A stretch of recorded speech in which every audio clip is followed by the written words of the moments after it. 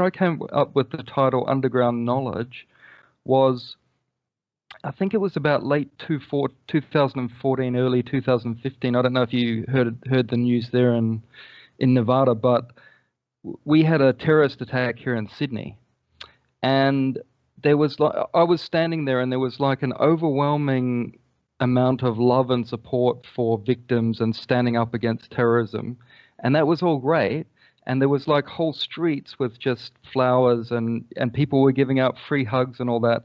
But I thought to myself, see, I have researched enough to know that certain events such as Operation Northwoods under Kennedy, all the Joint Chiefs of Staff signed a document to say they wanted do terrorism on U.S. soil, and for it to be blamed on Cuba. Now that didn't go ahead, of course. Kennedy stopped that.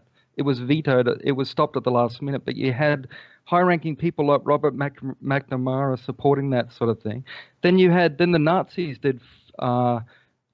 They did their own terrorism, blamed it on communists, and that's how they got into power. They burnt down the Reichstag in 1933, I believe it was.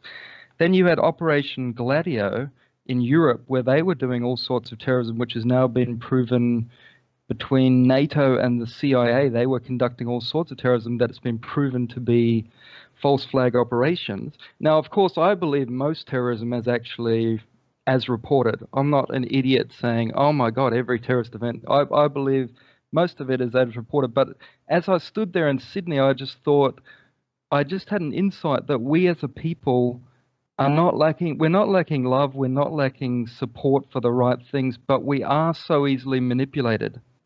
And I believe that's because of a lack of underground knowledge, for want of a better phrase. It's all these underreported events throughout history, like that Operation Northwoods I talked about in 1961, which all the Joint Chiefs of Staff signed. I would estimate 90% of Americans don't know that. Whereas that, to me, is a pretty big event throughout that we should know. So I'm just focused on all the... I try to stick to what I call conspiracy facts. So things like that have been proven in declassified documents or court cases, or have been admitted to by the authorities.